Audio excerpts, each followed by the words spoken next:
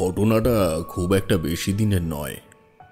এই হাল নাগাদও যদি বলো তাও বিশেষ মন্দ হয় না। জড়জগতে কত রহস্য যে এখনো উন্মোচন করা সম্ভব হয়নি তার হদিশ পেলাম আজ। আচ্ছা কিশোরী, তোমার মনে আছে শেষ যেদিন দেখা হয়েছিল তোমায় বললাম দুদিন বাদে চারিমাকে দেখতে যাব, তাই একটু কেনাকাটা করতে এসেছি। সেদিন বিকেলে কেনাকাটা করে বাড়ি ফিরে পরদিন একটু সকাল সকাল বেরিয়ে পড়েছি জামাই বাড়ির উদ্দেশ্যে স্বজন করে। দুপুর গড়ানোর পথে আমি পৌঁছালাম চারির বাড়ি। আমাকে দেখে ওর বড় জায়ের ছোট মেয়েটা দৌড়ে চলে এলো। তাকে কোলে নিয়ে আমি গৃহমধ্যে প্রবেশ করলুম। জামাইয়ের বাড়িতে আমার যত্ন আপ্যায়নের বিশেষ কোনো ত্রুটি হলো না। চারিমা অনেক দিন পর আমাকে দেখে বেজায় খুশি। সে যেন পিতা পুত্রী স্নেহের এক অপূর্ব মেলবন্ধন। কি আর বলবো সে বর্ণনা। অতিথি আগমনের খবর আগে থেকে বিস্ফারিত হয়ে গেলে অতিথি পূজন বিশেষ মাত্রা স্পর্শ করে। আমার ক্ষেত্রেও হলো তাই। যাই হোক, মধ্যাহ্ন ভোজের বিপুল আয়োজন সম্পন্ন করার পর সামান্য নিদ্রাযোগের নেশা কাটিয়ে অপরাহ্নে একটু বেরোলাম প্রকৃতি দর্শনে। কিছু দূর গিয়ে একটা চায়ের দোকানে গিয়ে বসেছি। সেখানে গুটি কয়েক মানুষের কিছু কানাঘুষো কথা কানে এলো।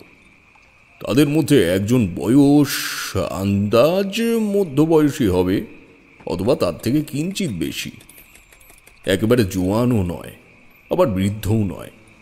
সেই ব্যক্তি বলল, আচ্ছা অনিমেষ দা, এই জমিদার বাড়ির কি কাহিনী বলো তো? মানে সবই তো খুইয়ে নামটুকুই কেবল বেঁচেছিল। হালনাগাদ সেগুলো আবার কেমন আঙুল ফুলে কলা গাছের মতন ফুলে ফেপে উঠেছে। ব্যাপারটা কেমন যেন অদ্ভুত না? অবশ্য আমরা আদার ব্যাপারী জাহাজের খবর জেনে আমাদের কি লাভ? আচ্ছা অনিমেষ দা, খেয়াল করেছো? কি খেয়াল করব? বেশ কয়েকদিন ধরে এ গাঁ ও গাঁ দিয়ে একজন নতুন সাধু গোছের লোক ঘোরাফেরা করছে। জটা মাথায় বড় বড় চুল গো, গাল ভরা লম্বা বড় দাড়ি। খেয়াল করোনি? হ্যাঁ, আমিও খেয়াল করেছি বিষয়টা।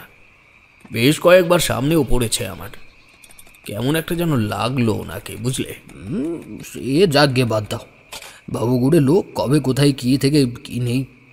আজ এসেছে, কাল আবার দেখবে কোথায় যেন চলে গেছে। আমাদের কেবল প্রার্থনা আমাদের ওপর যেন কৃপা দৃষ্টি বর্ষণ করে।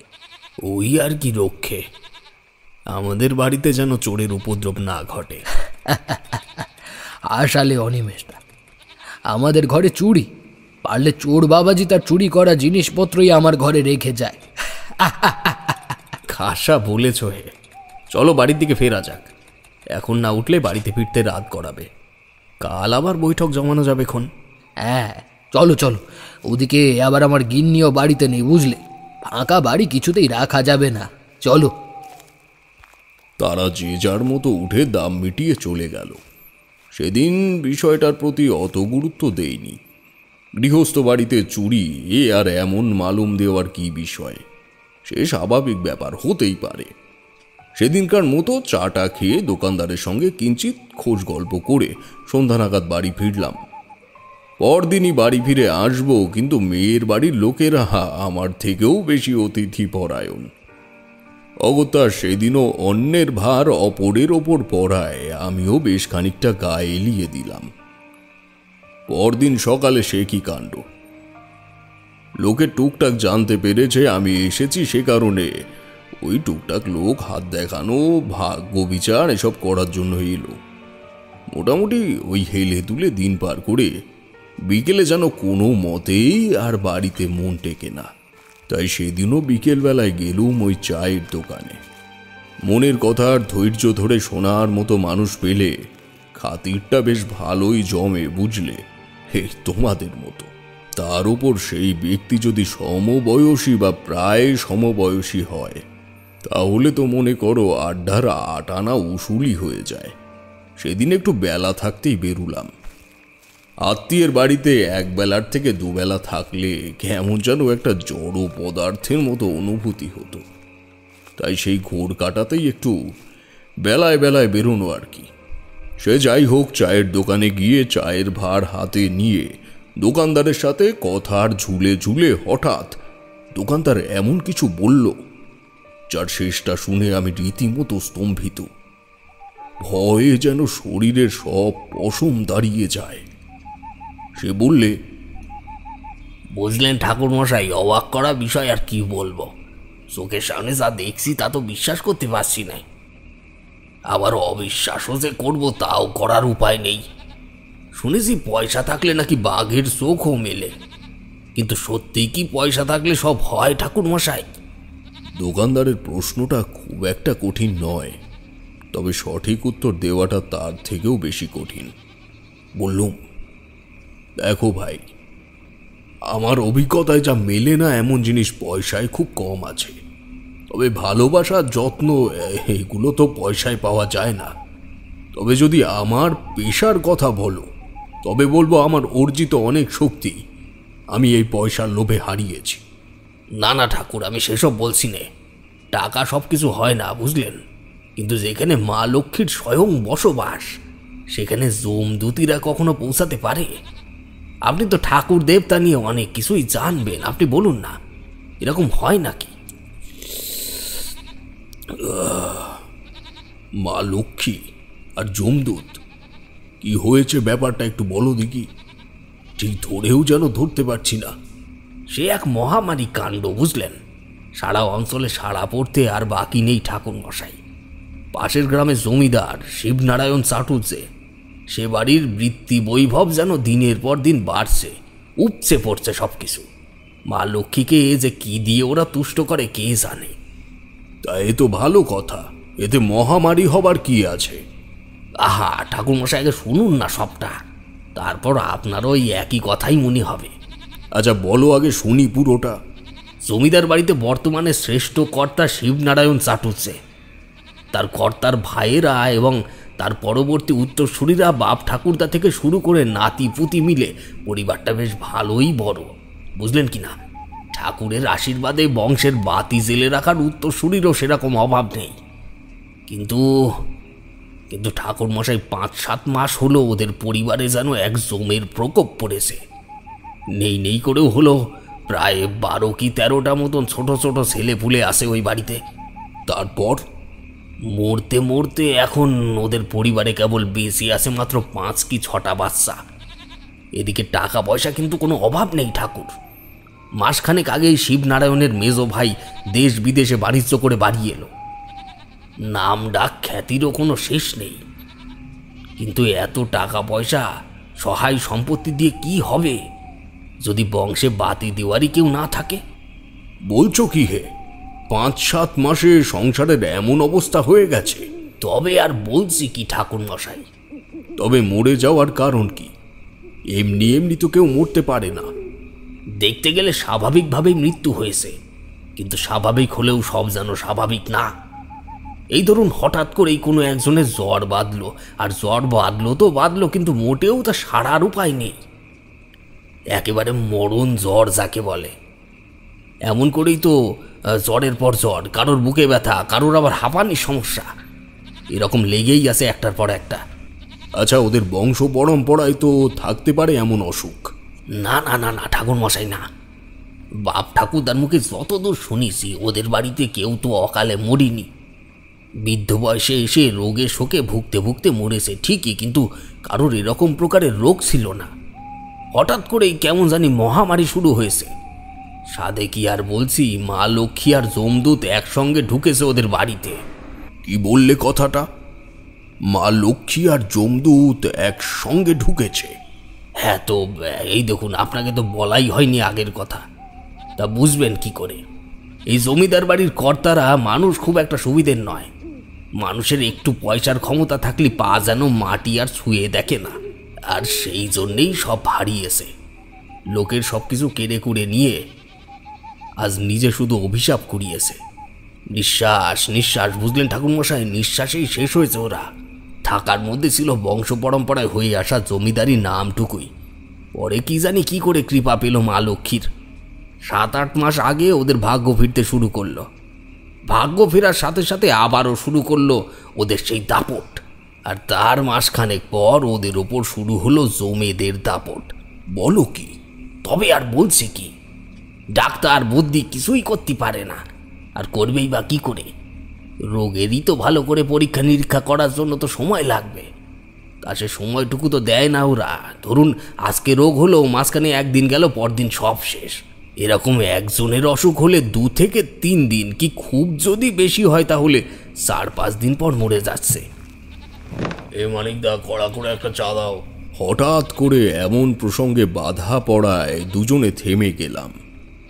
মানিক বলল, আচ্ছা একটু বসুন ঠাকুরমশাই, এখন একটু খদ্দের পাতি আসবে, একটু ফাঁকা হোক, তারপর পরে আপনাকে সব বলছি, একটু সামলে নি। মানিকের কথাগুলো শুনতে শুনতে চায়ের কাপ যে কখন ফাঁকা হয়ে গেছে তা বুঝতেও পারিনি। শেষবার যখন চা খাওয়ার জন্য ভার মুখে দিলাম তখন বুঝতে পারলুম ভারের দানা পানি কিছুই নেই। দোকানে খদ্দের আসতেই মানিক চলে গেল। আমি বসে বসে বিষয়টা ভাবতে লাগলুম যে কি হতে পারে। কারো কি অভিশাপ লেগেছে, নাকি কোনো অপশক্তির প্রকোপ পড়েছে ওই বাড়ির ওপর? অনেক ভাবনা চিন্তার পর সেভাবে কোনো সুরাহা বের করতে পারলুম না আমি। ইতিমধ্যে দোকানে ভিড়ের পরিমাণও ধীরে ধীরে বাড়ছে। 3 গ্রামের সংযোগ হওয়ায় এই দোকানে বিকেলবেলায় টুকটাক ভিড় ভাট্টা ভালোই হয়, আগের দিনও এসে দেখেছি। এরকম ভাবছি, হঠাৎ পাশের চাটাইয়ের উপরে বসে থাকা একজন ব্যক্তি বলে উঠল, ও অনিমেষদা, আরে খবর শুনেছ? কি খবর গো? আরে ছোট কর্তার বংশের বাতি যে নিভল গো। বলিস কি, নিবেন? আরে হ্যাঁ গো, বেনি আজকে দুপুরে গেছিল ও পাড়ায়, তো গিয়ে শোনে কি না সকালে ছোট কর্তার ছোট ছেলে মারা গেছে। তাহলে বাকি রইল কেবল মেজো কর্তা। বড় কর্তা আর ছোট কর্তার প্রজন্ম এই জন্মের মতো নিবল তবে? হ্যাঁ, ভুল বলনি কথাটা। ধীরে ধীরে জমিদাররা এবার বিলুপ্ত হতে বসেছে, বুঝলে? অনেক জ্বালিয়ে মেরেছে এই নিকুষ্টের জমিদার। মানুষগুলো এবার বাঁচবে। আরে দূর, সে নাই গেল, বলি গায়ে যে সাধুটা এসেছে নতুন, দেখেছো কি তাকে? দেখলেই তো ভয়ে গা হাত পা একদম শিউরে ওঠে গো। ওহ, আর বলোনি, কি বিভৎস ভয়ঙ্কর চেহারা! সত্যি এমন গোছের লোক কোশমিন কালেও দেখিনি বাবা। ওদের কথাবার্তাগুলো আমি এতক্ষণ মন দিয়ে শুনছিলাম, আর ভাবছিলাম কোন অন্ধকার ছায়া পড়েছে ওই বাড়ির ওপরে। কিন্তু তাদের কথাবার্তার মধ্যে এমন কিছু পেলাম না যার দ্বারা ঘটনার সূত্রপাত অবধি পৌঁছানো যায়। এই বিষয়ে যদিও শক্তি সামর্থ্য কিছুই নেই আমার, কিন্তু তবুও এমন অলৌকিক ঘটনার মধ্যে দিয়ে জীবনের অর্ধেক সময় পার হয়েছে, তাই এমন ঘটনার সম্মুখীন হলে কোনো মতেই নিজেকে সামলাতে পারি না। ওদের মধ্যে অবিরাম বিচ্ছিন্নতার পাহাড় সম হওয়ার আগেই আমি তাদেরকে উদ্দেশ্য করে প্রশ্ন ছোড়ার তাগিদ দিলাম। কেউ না তো কেউ তো উত্তর দেবেই। বললুম, জমিদার বাড়ির ছোট ছোট ছেলেপুলেরা হঠাৎ এমন মারা যাওয়ার আসল কারণটা কি হতে পারে? আমার এমন আকস্মিক প্রশ্ন শুনে সবাই খানিকটা বিস্ময়ে আমার দিকে তাকালো। স্বাভাবিকভাবেই আমি অচেনা হওয়ায় বেশ একটা চাপা গুঞ্জন শুরু হলো সকলের মধ্যে। তার মধ্যে একজন বললে, আপনাকে তো ঠিক চিনলুম না, নতুন নাকি এখানে? আমি উত্তর দিতে যাব তার আগে মানিকই উত্তর দিল, আরে উনি আমাদের ঠাকুর গো, ভট্টাচার্য বাড়ির বিশেষ অতিথি। মেয়ের শ্বশুর বাড়ির বিশেষ নাম ডাক থাকায় চিনতে খুব বেশি দেরি হলো না কারোরই। ভিড়ের মধ্যে থেকে একজন বলে উঠলে, পেন নাম ওই ঠাকুর মশাই, আসেন আসেন, এখানে এখানে বসে। এই তোমরা সরে সরে বসো তো, সরে বসো। মানিকদা, ঠাকুর মশাইয়ের জন্য চা দাও তো। আসেন আসেন ঠাকুর মশাই, এইখানটায় বসেন। আরে না না, এত ব্যতিব্যস্ত হওয়ার কিছুই নেই, এই তো বসছি। এতক্ষণ যে বিষয়টি নিয়ে আলাপচারিতা চলছিল, আমি তাদের মধ্যে উপবেশন করবার পর থেকে সেই আলোচনারই যেন মধ্যমণি হয়ে উঠলাম আমি। টুকটাক পরিচিতি পর্ব শেষ করে আলোচনার মুখ্য বিষয়ে অবগত হলুম। আমি পুনরায় তাদের জিজ্ঞেস করলুম, এরকম মৃত্যু মিছিলের কারণ কি? তাদের মধ্যে থেকে সুখের নামে একজন বলে উঠল, ও অনিমেষদা, এই তুমি বরং শুরু করো। তুমি তো আগেকালের অবস্থাও দেখেছো, আমরা তো বড় কর্তা শাসনকাল সেভাবে জানিই না। তুমি বরং গুছিয়ে বলতে পারবে খন। আমরা আছি পেছনে। সবার সম্মুখ সম্মতিতে লোকটা বেশ এটো সেটো হয়ে বসল। বয়স্ক গোছের মানুষ বলতে শুরু করলো তারপর।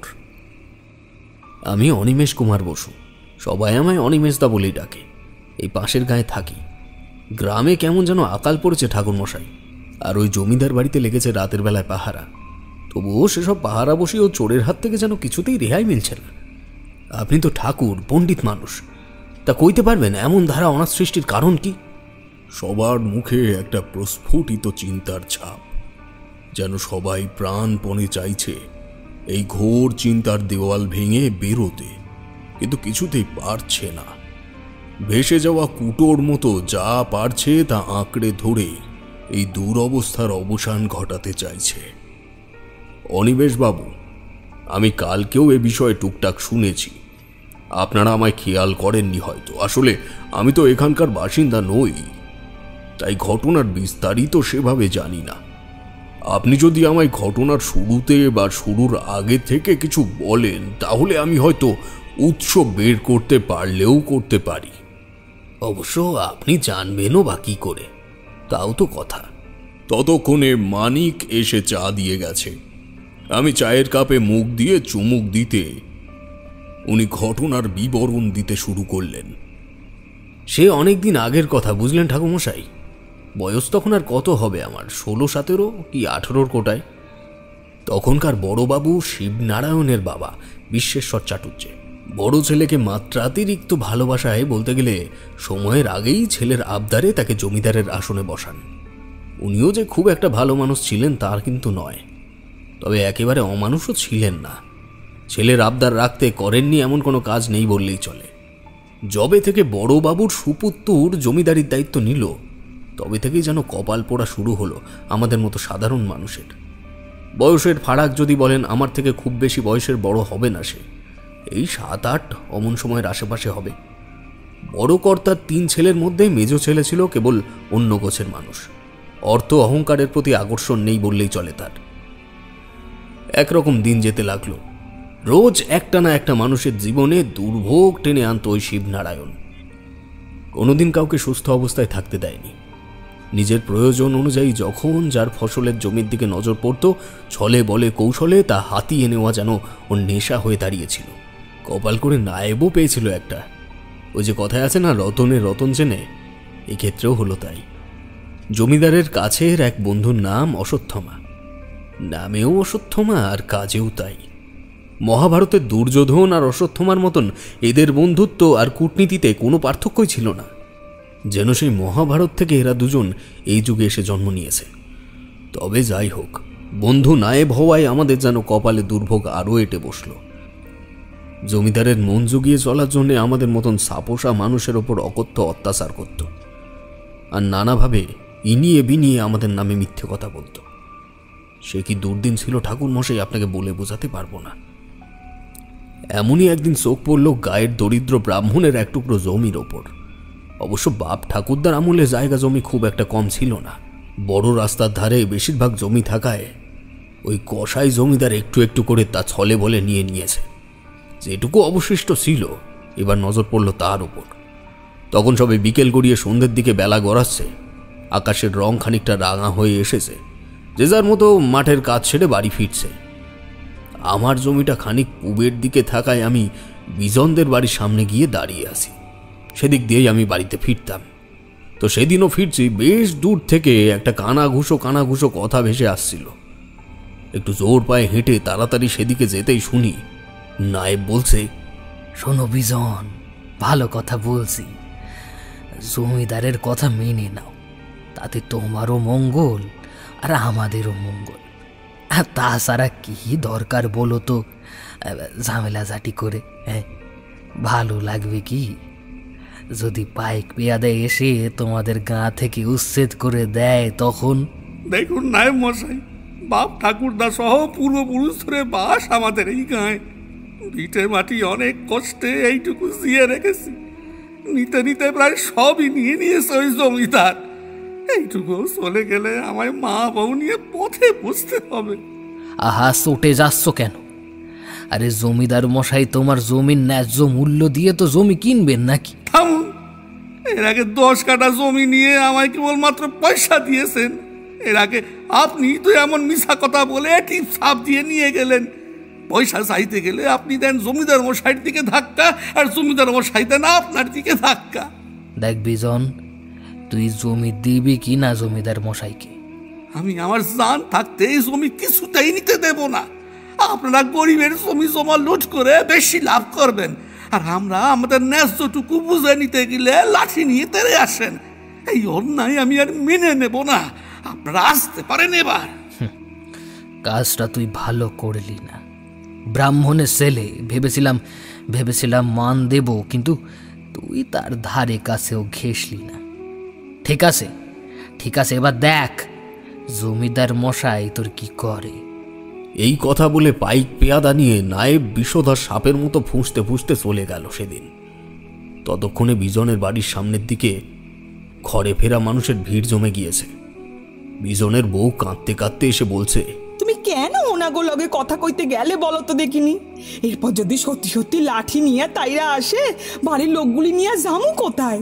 আসু কাকে দেখে নেব সবগুলারে। নিতে নিতে সবই নিয়ে গেল, তাও ওদের স্বাদ মেটেনি। ঘটনাটা দেখে 2-3 জন বাদে প্রায় সবাই সেখান থেকে চলে গেল। কেউ কেউ নিঃশব্দে, আবার কেউ কেউ বিজনের কপাল পোড়া হপিত্তেশ করতে করতে। যে 2-3 জন বাকি ছিল তাদের মধ্যে আমিও ছিলাম। সেভাবে আমাদের কিছু করার নেই জেনেও কেবল লোক সান্ত্বনা দিয়ে যে যার বাড়িতে ফিরে গেলাম। বুক ফুলিয়ে অমন জোর গলায় কথা বললেও বিজনের মনের মধ্যেও ভয় চাপেনি তা কিন্তু নয়। চেহারায় হয়তো প্রকাশ পায়নি, কিন্তু তাকে যারা খুব কাছের থেকে চেনে তারা বিলক্ষণ বুঝতে পেরেছিল। এভাবে সপ্তাহখানিক পার হয়ে গেল। সেভাবে কোনো উৎপাত আর ততদিনে দেখা যায়নি। সপ্তাহখানেক বাদে বিজন দিন 2-এর জন্য শহরে গিয়েছিল কোনো এক কাজে। প্রায় মধ্যরাতে হঠাৎ করে বিজনের বউ চিৎকার করে উঠল, ওগো কে কোথায় আসো গো? ও মা গো, তাড়াতাড়ি এদিকে আইসো গো, শেষ কইরা দিল গো, আমার সব শেষ কইরা দিল। মা গো, কে কোথায় আসো গো, এদিকে আসো কিনে। মাঝরাতে এমন চিৎকারে ধরপড় করে উঠে বারান্দায় বেরোতেই দেখি আকাশ ধোঁয়ায় ভরে গিয়েছে। নায়েবের পাঠানো লোকজন বিজনের গোয়াল ঘর এবং খড়ের গাদায় আগুন ধরিয়ে দিয়েছে। চারিদিকে হাউ মাউ শব্দ করে সবাই ছুটল, যার যা আছে তাই নিয়ে আগুন নেভাতে। সে আগুনে 2টো গরু এবং একটা বলদ মারা যায়, আর সেই থেকে বিজনের জীবনে কালো অন্ধকার নেমে আসে। পরের দিন ফিরে এসে বিজন জমিদারের কাছে নালিশ দিতে গেলে জমিদার তাকে তাড়িয়ে দেয়। সেই দিনই সন্ধ্যাবেলায় আবার নায়েব বিজনের বাড়ি আসে। এখন ভালো কথা বলছি, সময় থাকতে বড় রাস্তার পাশে জমিটা জমিদার মশাইয়ের নামে লিখে দে। এর পরিবর্তে মোটা অঙ্কের টাকাও তো পাবি নাকি? নয়তো এরপরে তোর কপালে যা অপেক্ষা করছে তা কিন্তু মোটেও তোর জন্য সুখকর নয়। আমার জীবন থাকতে আমি ওই জমি আপনাদের কারোর হাতে তুলে দেব না। আর এরপরও যদি আপনারা আমার বা আমার পরিবারের কোনো ক্ষতি করার চেষ্টা করেন, তবে 500 রাজার কাছে আমি বিচার দেব। ঠিক আছে, এটাই ছিল তোকে শেষবারের জন্য সতর্ক কর। পারলে বাঁচিয়ে দেখাস নিজের জমিকে। সেদিন আবার সিদ্ধেশ্বরের মা মারা যাওয়ায় ও পাড়ায় সবাই মিলে গিয়েছিল শ্মশানে পুণ্য অর্জন করতে। এদিকে যে এমন পাপের কারখানা তৈরি হয়েছে কে জানতো। বিজন আর সেদিন যায়নি আমাদের সাথে। বাড়ির এমন অবস্থায় বাড়ির থেকে পা বাড়াতে মন সায় দেয় না। সেদিন কেবল সবার ঘরে গিন্নি ছাড়া বাড়িতে কোনো পুরুষ ছিল না। আর সেই সুযোগ পেয়ে নায়েব সেই দিনই যা করার তাই করল। সামান্য ব্রাহ্মণ হয়ে তোর অনেক সাহস হয়ে গেছে না? তোর এই সাহসে এ গ্রামের বেশ কয়েকজন বীর পুরুষ হয়ে উঠেছে। সে খবর তো আগেও পেয়েছিস। আজকে তোর এমন অবস্থা করব, নিজে বীর পুরুষ হওয়া তো দূরের কথা, মুখ তুলে কেউ কথা বলার সাহস পাবে না। এইভাবে যা একটু লাঠি দিয়ে আদর করে আয় ওকে, তারপর দেখবো কত সাহস থাকে। হ্যাঁ,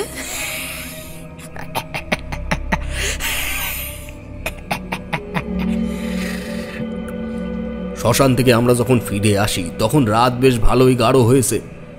বাড়িতে ঢুকতে যাব এমন সময় হঠাৎ সুখেন বলল, কি ব্যাপার, বিজনের বাড়িতে ওরকম টিপ টিপ আলো জ্বলছে যে? কোনো কিছু তো বোঝাও যাচ্ছে না। ওরা বাড়িতে কেউ নেই নাকি? হরি কিছু দূর এগিয়ে গিয়ে বলল, বাড়িতে থাকবে না গেল? শ্মশানে যাওয়ার আগেই তো দেখে গেলাম সবাই বাড়িতে, ওর মা তো অসুস্থ। যায় অবস্থা। এই তোমরা সবাই চলো তো, গিয়ে দেখে আসি চলো। এগিয়ে গিয়ে যা দেখলাম ঠাকুর মশাই, তার জন্য আমরা কেউ তৈরি ছিলাম না। সুখেন বিজনের বাড়িতে গিয়ে চিৎকার করে বলল, বিজন, কি হয়েছে? তুই এভাবে পড়ে আছিস কেন? কি রে, এমন সোজা হয়ে পড়ে আছিস? অনিমেষ দা, একটু এগিয়ে এসে দেখো দেখি। আলো আলো আলো কুপি জ্বালো, কিছুই তো ঠাউর করতে পারছি না। আমি একেবারে বৌমা বৌমা করে বাড়ির চারিদিকে ডাকাডাকি শুরু করে দিলাম। বিজনকেও ডাকলাম, এ বিজন, কি রে তোর কি হয়েছে? ডাক শুনছিস না কেন? আমাদের গলা পেয়ে ঘরের থেকে মেটে আলোর লম্ফ জেলে মেজ বউ বাইরে এলো। আলোতে ওর মুখ আমরা সেভাবে দেখিনি, দেখা যাচ্ছিল না সেভাবে। দাওয়ার এক পাশে লম্ফটি রেখে বলল, খুড়িমার নেই ঠাকুরপো, খুড়িমার নেই, শেষ করে দিল ওরা সবাই। কি বলছো বউঠান? কখন হলো? এই তো যাওয়ার সময় দেখলাম সব ভালো ছিল। আমরা সবাই মিলে গিয়েছিলাম সিদ্ধেশ্বরের বাড়িতে। ওর বউ একা ছিল, তাই দেখবার জন্য। দূর থেকে লাঠি লাঠার আওয়াজ পাচ্ছিলাম, কিন্তু তখন ভালো করে খেয়াল করিনি। পরে অনেকক্ষণ ধরে সেই শব্দের সাথে যখন কান্না যোগ হলো, বেনি বেরিয়েছিল। তারপর দক্ষিণ মুখ যেতেই দূর থেকে বিজনের বাড়িতে মারামারি দেখলাম। তখনই আমরা সবাই দৌড়ে আস্তে আস্তে এদিকে। সব শেষ হয়ে গেল।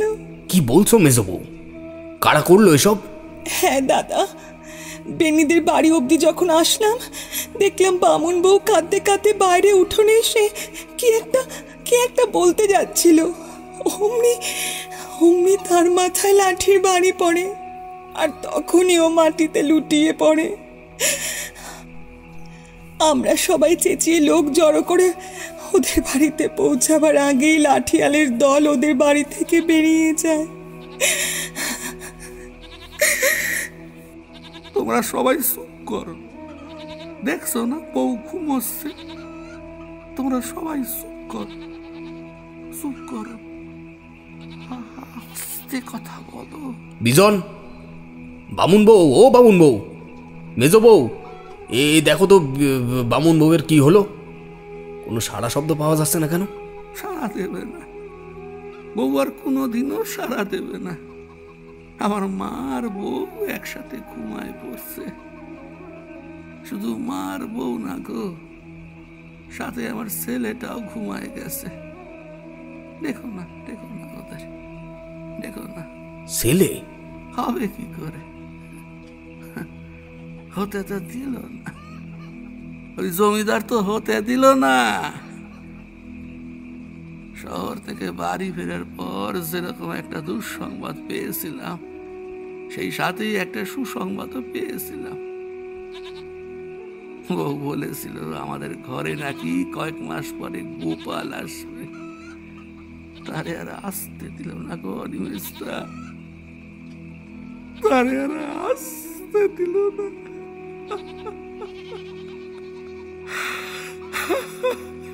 বললে বিশ্বাস করবে না ঠাকুর মশাই, সেই দৃশ্য চোখে দেখা যায় না। একই দিনে একই সময়ে বিজন তার মা, বউ এবং অনাগত সন্তানকেও হারালো। এরকম অবস্থায় গায়ের জন্য বিশাল শোকের ছায়া নামলো। বিজনের মুখের দিকে যেন চাওয়াই যায় না। জমিদার নিষ্ঠুর জানতাম, কিন্তু এমনও নিষ্ঠুর উনি যে হতে পারে আমরা কখনো ভাবতেই পারিনি। স্বজন শোকে বিজন এতটাই পাথর হয়ে গিয়েছিল যে পাথর আর তার মধ্যে কোনো পার্থক্যই ছিল না। কোনো রকমে ঘাটের কাজ সেরে প্রায় ভোর নাগাদ বাড়ি ফিরলাম আমরা। সেদিন গোধূলি বেলায় জমিদার সহ নায়েব আসলো বিজনের বাড়িতে। সমবেদনা জানিয়ে তাকে আর্থিকভাবে সাহায্য করতে এসেছিল, কিন্তু যে মানুষের জন্য তার সর্বস্ব হারিয়ে গেছে তার থেকে কোনো সাহায্য কি আদৌ গ্রহণ করা যায়? বেশ কয়েকবার ডাকার পর বিজন সাড়া দিল। অনেকগুলো প্রশ্ন করার পরও কোনো প্রশ্নের ঠিক সদ উত্তর দিল না। পরে তার জন্য আনা চাল ডালের পুটলি জমিদারের হাতে দিয়েই সেগুলো টান মেরে ফেলে দিল বিজন। অগ্নিচক্ষে জমিদারের এবং নায়েবের দিকে তাকিয়ে আকাশের দিকে দুহাত উঁচু করে সে বলল, ঈশ্বর, আমি কায় মনোবাক্যে সারা জীবন উক্তি সহকারে তোমার আরাধনা করে গেছি, কোনোদিনও এতটুকু ফাঁক রাখিনি। জীবনে যদি এতটুকু পুণ্য কোনোদিনও অর্জন করে থাকি, তাহলে সেই পুণ্যের জোরে তোমার দরজায় বিচার চাইলাম। এরা যেভাবে আমার থেকে আমার সব কিছু কেড়ে নিয়েছে, তুমিও এদের থেকে এদের সমস্ত কিছু কেড়ে নিও, সমস্ত কিছু। এই বলে আরো একবার ওই আগুন ভরা চোখে জমিদার আর নায়েবের দিকে চাইল। তারপর শেষবারের জন্য বলল, আমার রাস্তার ধারে সেই একখান জমি নয়, আমার ভিটে মাটি সহায় সম্পত্তি যা আছে সব আমি তোদের ভিক্ষা দিয়ে গেলাম, যা সব ভিক্ষা দিয়ে গেলাম। এই কথা বলার পর সন্ধ্যাবেলাতেই বিজন অসুস গায়ে বাড়ি থেকে বেরিয়ে গেল। বিজনের গলার আওয়াজ শুনে ততক্ষণে প্রায় অনেকে বাড়ির সামনে ভিড় জমিয়েছে। শেষের কথাগুলো জমিদারের খুব গায়ে লেগেছিল। ওকে মারার জন্য আবার লাঠিয়াল পাঠাবে, এমন সময় আমরা সবাই গিয়ে তার হাতে পায়ে ধরলুম। তাকে বোঝালাম এক রাতের মধ্যে সব হারিয়েছে, তাই ওর মাথার ঠিক নেই। সবার অনুরোধে তিনি একটু নরম হলেন। কিন্তু ওই যে বিজন সন্ধেবেলায় ভিটে ছাড়ল, তাকে আর কোনোদিনও গ্রামে দেখা যায়নি ঠাকুরমশাই। গ্রাম তো দূরের কথা, আমরা অনেক চেষ্টা করেছি তাকে এদিক ওদিক খোঁজার, কিন্তু আজও তার কোনো দেখা পাইনি আমরা। বামুনের ছেলেটা জানি না আজও বেঁচে আছে কিনা, নাকি মরে গেছে, আর যদিও বেঁচে থাকে জানি না সে কোথায় আছে। একটা রাত ছেলেটা জীবনে অনায়াসে সমস্ত কিছু তোলপাড় করে দিল।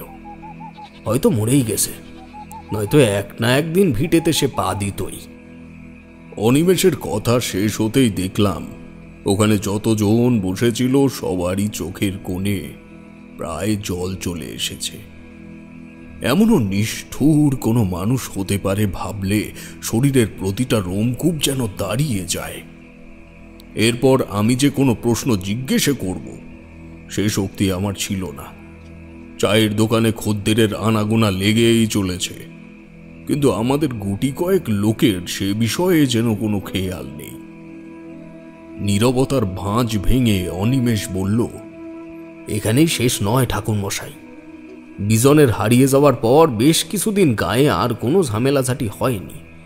মাসখানিক পার হয়ে যাওয়ার পর যখন মোটামুটি সবকিছু স্বাভাবিক হয়ে আসছে, তখন আবার শুরু হয়ে যায় জমিদারের আগের শাসন। বাধ্য হয়ে আমরা গ্রামে সবাই মিলে সিদ্ধান্ত নিলাম সরাসরি জমিদারের কাছে গিয়ে নালিশ জানাবো। যদি তিনি এই ব্যবস্থার কোনো গতি না করেন, তবে আমরা তার অঞ্চল ছেড়ে অন্যত্র চলে যাব।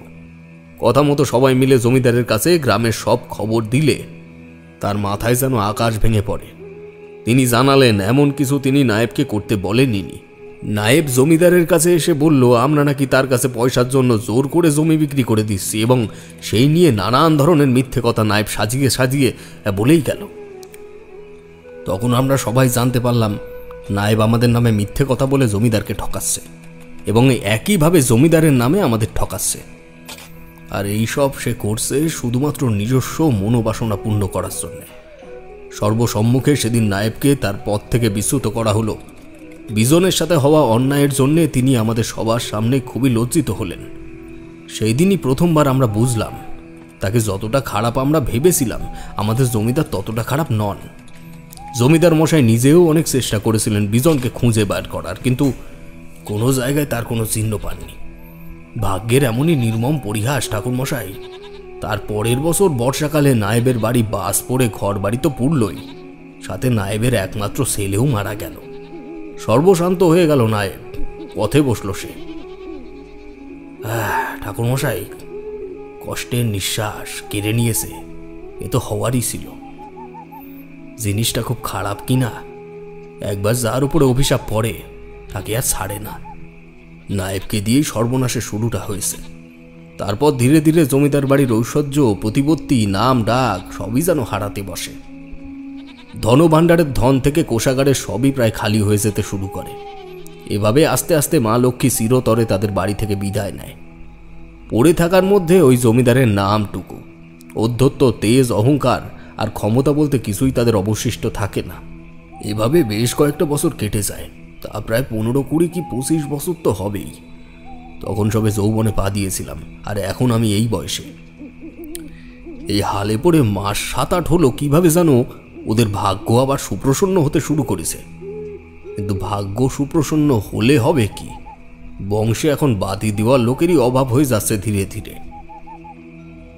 কথাগুলো শুনতে শুনতে কখন যে বিকেল পেরিয়ে রাত নেমে গেছে বুঝতেও পারিনি। চায়ের দোকানদার মানিকও যে কখন পাশে এসে বসেছে সেটাও জানি না। এতক্ষণে পরিবেশ কিছুটা স্বাভাবিক হলে আমি অনিমেষকে প্রশ্ন করলুম, আচ্ছা, ওদের বাড়িতে যে এরকম ছোট ছোট ছেলে মেয়েগুলো মারা যাচ্ছে তার কারণটা কি? তুমি কি আদৌ কিছু সন্দেহ করেছ? না ঠাকুর মশাই, সেভাবে তো কোনো কিছু নজরে পড়ে না, সব কিছুই ঠিকঠাক। কেবল নজরে যেটা পড়ে ঠাকুর মশাই, গায়ে খুব চোরের উপদ্রব হয়েছে, বুঝলেন? চোরের উপদ্রব? আগে হ্যাঁ ঠাকুর মশাই, চোরের উপদ্রব। এদিকে জমিদার বাড়ির কপালে মা লক্ষ্মীর মেয়ে প্রসন্ন হলেও ওদিকে গায়ের পয়সাওয়ালা লোকেদের কপাল পুড়ল। কিন্তু চোরটির দেখা আজ অবধি কেউ পায়নি। রাতের বেলা পাহাড়া থেকে শুরু করে সাহেব পুলিশ অবধি খোঁজ করে গেছেন, কিন্তু চোরটিকে ধরতে পারেনি আজ অবধি। কি একটা সমস্যা বলুন তো দেখি ঠাকুর মশাই। তো তোমাদের বাড়িতেও কি চুরি হয়েছে নাকি? কি যে বলেন ঠাকুর মশাই, আমরা ছাপোষা মানুষ, দিন আনি দিন খাই। এদের কথাগুলো শুনে আমার কেমন যেন একটা খটকা লাগলো। এতদিন ধরে বড় বড় বাড়িতে চুরি হচ্ছে, কিন্তু এখনো অবধি কোনো চোর পাওয়া যায়নি। এমনই পাকা চোর যে কেউ তার টিকিটি অবধিও খুঁজে পাচ্ছে না, এমনও কি হতে পারে? কথা বলতে বলতে এদিকে যে রাত গড়িয়ে গেছে অনেকটা, সে বিষয়ে বেমালুম আমরা কেউ খেয়াল করিনি। আমি ওদের বললুম আমি জমিদার বাড়িতে একবার যেতে চাই, বিস্তারিত জানবার জন্যে। আমি অতীত জীবনে কি ছিলাম সে বিষয়ে কিছু বললুম না, পাছে ওরা কি ভাবে।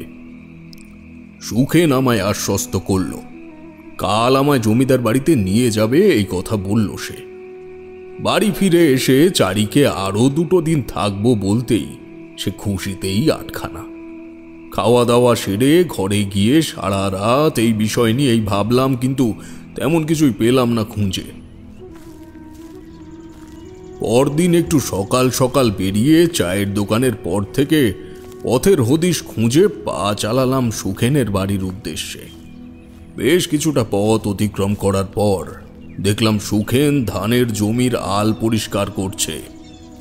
আমি কিছু বলতে যাব তার আগেই ও আমার দিকে এগিয়ে এসে বললে, ঠাকুর মশাই, আপনি একটু দাঁড়ান, আমি হাত পাটা ধুয়ে আসি।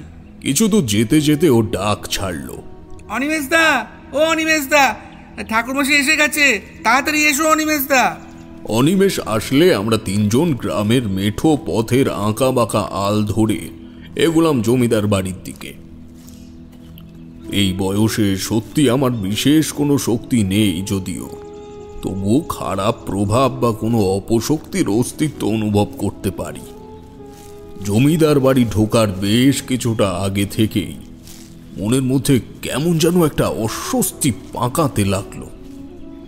আমি যে আগে থেকে তন্ত্রমন্ত্র জগতের সঙ্গে কখনো যুক্ত ছিলাম সে বিষয়ে ওদের কিছু বলিনি বা বুঝতেও দেইনি। নেহাত জ্যোতিষ ঠাকুর হিসেবে মানে, তাই সহজ সরল মনে প্রশ্ন ছোঁড়ায় আমাকে ওখানে নিয়ে যাচ্ছে। জমিদারের বাড়িতে ঢুকবো তার আগে সুখেন বললে, একটু দাঁড়াও তো অনিমেষ দা, দেখো দেখো, এই যে সেই নতুন সাধুটা না, ওই যে তাল গাছের পাশ দিয়ে হেঁটে যাচ্ছে। আরে হ্যাঁ, তাই তো, উনিই তো তিনি। যাবে নাকি একবার ওনার সাথে দেখা করতে?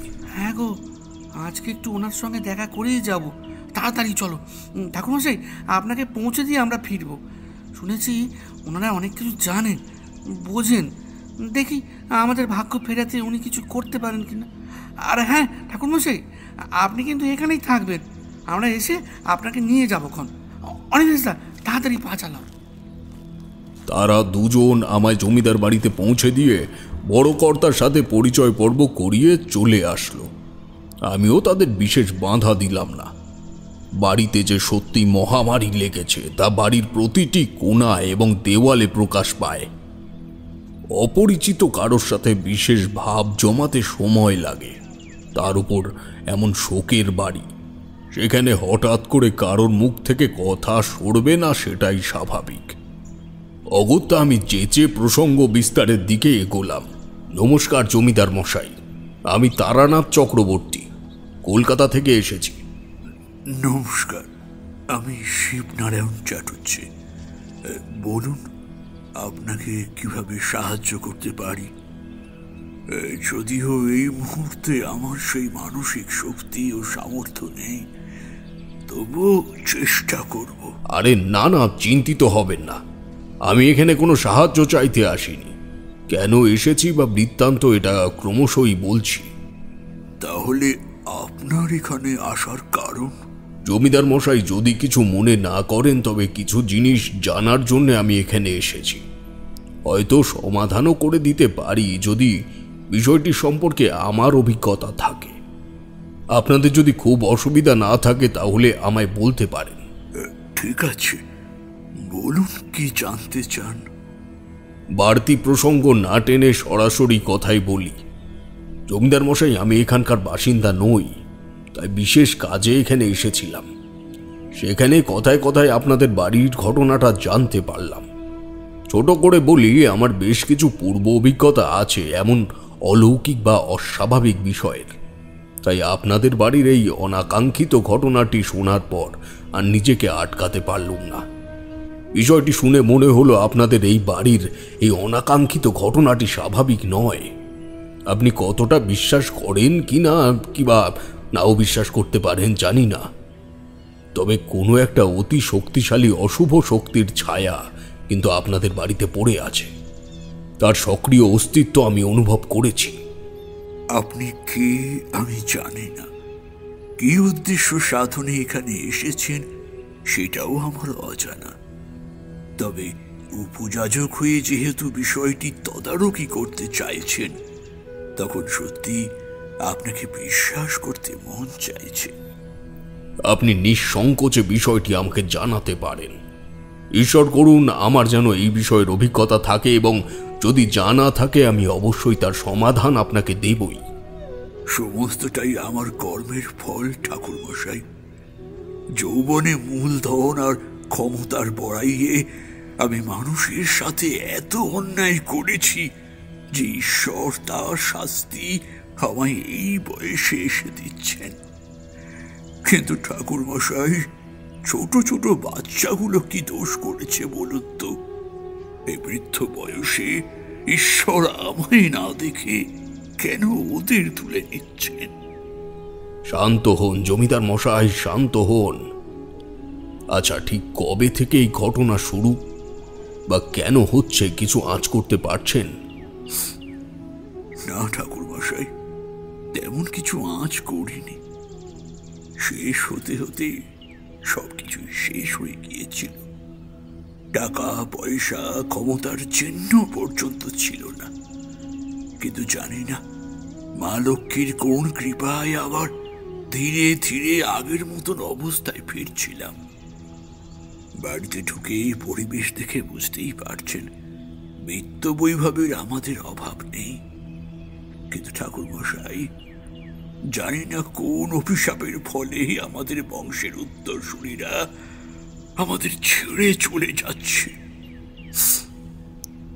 কোনো মতেই তাদের রোগের কোনো কারণ ধরতে পারছি না, আর না পারছি তার সঠিক চিকিৎসা করে বাঁচানোর সময়। এমন কোনো অস্বাভাবিক ঘটনা ঘটেছে মনে পড়ে আপনাদের সেরকম কিছু? না ঠাকুরমশাই, ঠাকুর দেবতার প্রতি বিশেষ ভক্তি তেমন কোনোদিনই ছিল তা নয়, আবার একেবারেই যে ছিলও না তাও নয়। তবে গিন্নির অনুরোধে বেশ কিছু সাধুসঙ্গ নিয়ে এসেছি বাড়িতে, কিন্তু শেষ পর্যন্ত তারা সমস্যার কোনো সূত্রই খুঁজে পায়নি। ছোট বৌমা তো শোকে শোকে পাগলি হয়ে গেছে। কি বলছেন? হ্যাঁ ঠাকুরমশাই, গিন্নির কোল শূন্য হওয়ার পর তিনি স্নান খাওয়া থেকে বিরত হয়ে শয্যা নিয়েছেন। দেখতে দেখতে আসবে, সে আসবে, আমি তোমাদের বলছি না, সে আসবে। আমি দেখেছি তাকে, আমি দেখেছি। সে প্রদীপ জ্বালিয়ে রাখবে, আসবে, দেখো আসবে। ওই তো, ওই যে ছোট বৌমা, সারাদিন খালি ওই একই কথা। ছোট ভাইয়ের শেষ সন্তানটা মারা যাওয়ার আগের দিন থেকেই ছোট বৌমা এমন বিলাপ বকতে শুরু করেছে। ডাক্তার বুদ্ধি দেখিয়েছি, কিন্তু তারা বিশেষ কোনো সন্তুষ্টিমূলক কথা বলতে পারেনি। ওই তো সে চলে এসেছে। তুমি চলে এসেছো, আমি জানতাম তুমি আসবে।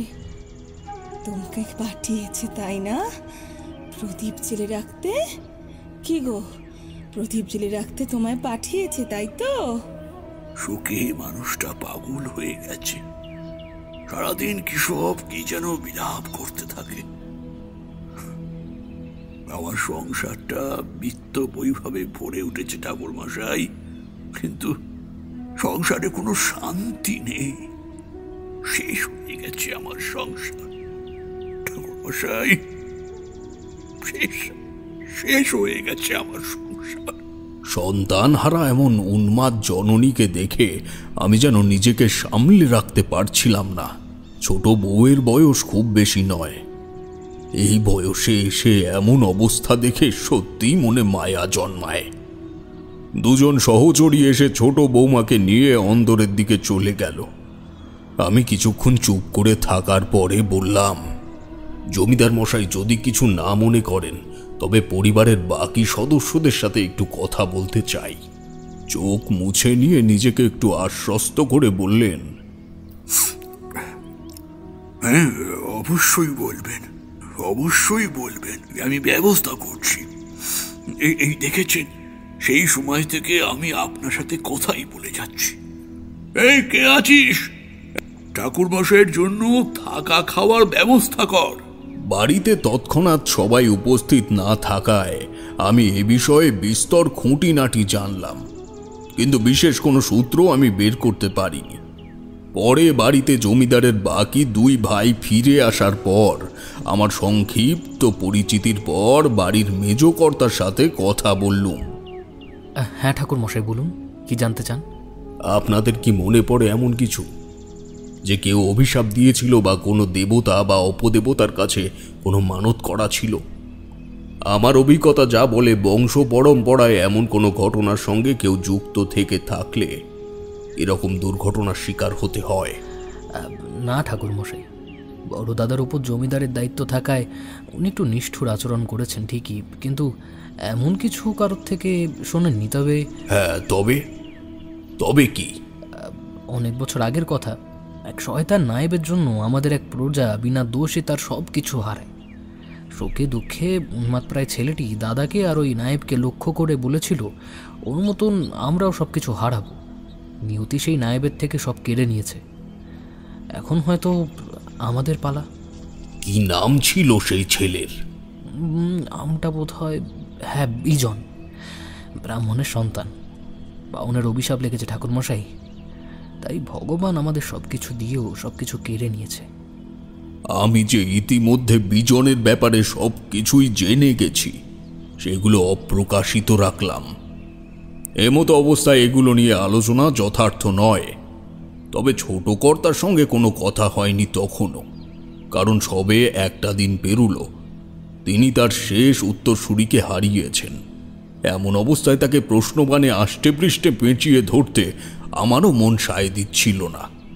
কিন্তু আমি বেশ ভালো করেই বুঝতে পারছি যে ওই গৃহের মধ্যেই এমন কিছু আছে যা আগত দিনগুলিতে আরো সর্বনাশ ডেকে আনবে। কিন্তু কি সেই অপশক্তি? এ কি আদৌ কোনো অপশক্তি নাকি কোনো অপদেবতা?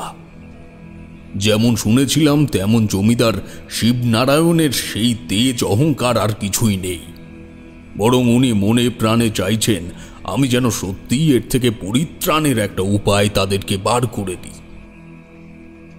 এখন আমিও পসারের লোভে নিজের এমন অবস্থা করেছি যে মধুসুন্দরী দেবী বলো আর মাতু পাগলি বলো, কেউ আমার ডাকে এখন সেভাবে আর সাড়া দেবে না। যারা টুকটাক তন্ত্রমন্ত্র জগতের সঙ্গে জড়িত তারা সব সময় সাথে কিছু বিশেষ পুঁথি পুস্তক এবং উপকরণ রাখে। আমার কাছে সব সময় তা থাকে এবং থাকত, কিন্তু জমিদার বাড়িতে আমি কেবলমাত্র বিষয়টি জানতে গিয়েছিলাম, তাই সেভাবে কিছু নিয়ে যাইনি। সবার সাথে টুকটাক কথাবার্তা বলে সেদিনের মতো চলে আসলাম। ও বাড়িতে কেবল মেজকর্তা একটু সুস্থ স্বাভাবিক আছে, তাও ওনার মধ্যে যে সন্তান হারানোর ভয় তীব্রভাবে চেপে বসেনি তাও বলবো না। এমন একটা বিষণ্ণ অবস্থায় অত বড় পরিবারের লক্ষ্মী ভার তার উপরে। তবে পুরো বাড়িটি ঘুরে দেখার সময় যেখানে আমার চোখ বারবার আটকে গেল তা হলো বাড়ির দক্ষিণ পশ্চিম কোণায় তালাবন্ধ ঘরটি। আমি জমিদার মশাইয়ের কাছে জিজ্ঞেস করতে তিনি বললেন, ওটা ছোট কর্তার হিসেবের ঘর। পরিবারের ওপর এই মহামারী নেমে আসার পর থেকেই সবার ব্যক্তিগত হিসেবের ঘরগুলো বন্ধই আছে, কেবলমাত্র বৈঠকখানাতেই যা আলোচনা হয়। জানি না বারবার করে কেন মনে হলো যা হওয়ার ওই ঘরেতেই হচ্ছে, নয়তো কেন বারবার ওই একটা জায়গাতেই এসে আমি আটকে যাচ্ছি। প্রথম দিন গিয়ে এই হিসেবের ঘরে ঢোকাটা বা দেখাটা ঠিক হবে না জেনে সেদিনের মতো বিরতি নিয়ে আমি আমার বাড়িতে চলে এলাম। ফিরতে ফিরতে মোটামুটি সেদিন রাতই হলো। সুখেন যদিও দুবার গিয়েছিল আমাকে বাড়ি নিয়ে যাওয়ার জন্য, কিন্তু ফেরার পথে এমন চিন্তার মধ্যে তা বেমালুম ভুলে গিয়েছিলুম। যাই হোক, বাড়িতে এসে আমার ছোট থলেতে থাকা পুঁথিগুলো বের করে একটু খোঁজ খবর শুরু করলাম, যে দেখি সেখানে এমন কিছুর উল্লেখ পাই কি না। কিন্তু না, সেখানে তেমন কিছু পেলাম না। কিন্তু বারবার মনে হতে লাগলো আমি এমন সমস্যার সম্মুখীন হয়তো এর আগে কোনো দিনও হইনি। তবে এই ব্যাপারে কিঞ্চিত অল্প বিস্তর আমিও কিছু শুনেছি কোথাও। বয়স হয়ে যাওয়ায় স্মৃতিশক্তিও লোপ পায়, তাই অনেক চেষ্টার পরও সেভাবে কোনো কিছু মনে করতে পারলুমই না। উপায় কিছুই পাচ্ছি না, কিন্তু এমন অবস্থা থেকে হাত গুটিয়ে নিজেকে বের করতেও যেন বিবেকে বাধছে। পরদিন আবার ছুটলাম সেখানে। অস্বস্তির বেড়া জাল ভেদ করে আমি জমিদার মশাইকে বললুম, জমিদার মশাই, যদি কিছু না মনে করেন তবে এই ঘরটি আমি একবার একটু দেখতে চাই। জানি না কেন মনে হচ্ছে সমস্যার উৎপত্তি হয়তো এই ঘর থেকেই। ওনাদের এমন অবস্থায় আপত্তি বা বিপত্তি করবার তেমন কিছুই নেই। জমিদারের হুকুমে একজন এসে ঘরটি খুলে দিল। আমার ঘরের মধ্যে ঢুকে ওপর নিচে উত্তর দক্ষিণে সবকিছু ভালোভাবে পর্যবেক্ষণ করতে সময় লাগলো না, কিন্তু তেমন কিছুই চোখে পড়ে না। বেরিয়ে যাব এমন সময় হঠাৎ দরজার পাশে থাকা একটা টেবিলের উপরে চোখ পড়ল। কোনো কিছু একটা গোপন করার জন্য এরকম ভাবে রাখা। আমি পর্দা সরিয়ে দেখতে যাব, ঠিক তখনই, ওগো, কে কোথায় আছো? আমার মেজমণি চোখ খুলছে না। হঠাৎ এমন করুণ আর্তনাদ শুনে আমরা সবাই কণ্ঠস্বর অনুসরণ করে দৌড় দিলাম। গিয়ে দেখি মেজ গিন্নিমা তার কোলে ছোট একটি মেয়েকে জড়িয়ে ধরে কাঁদছে। মেজ কর্তা জিজ্ঞেস করতেই উনি বললেন, ওগো, তুমি একটু দেখো না গো। আমি ঠাকুর দালানে যেতে গিয়ে দেখি মেজমণি উঠোনের মাঝখানে পড়ে আছে। ওকে কতবার ডাকছি, ও চোখ খুলছে না, সাড়া দিচ্ছে না। ও সোনামা, সোনামা, চোখ খোল না মা। দেখ দেখ, মা ডাকছে তোকে, চোখ খোল না মা, চোখ খোল। হঠাৎ করে আচমকা এমন কথা শুনে সবার চোখ পড়ল ছোট গিন্নিমার ওপর। ওখানে দাঁড়িয়ে থাকা ব্যক্তিদের মধ্যে কেউ খেয়াল করলো কিনা জানি না, কিন্তু আমার চোখ পড়ল মেয়েটার পায়ের দিকে।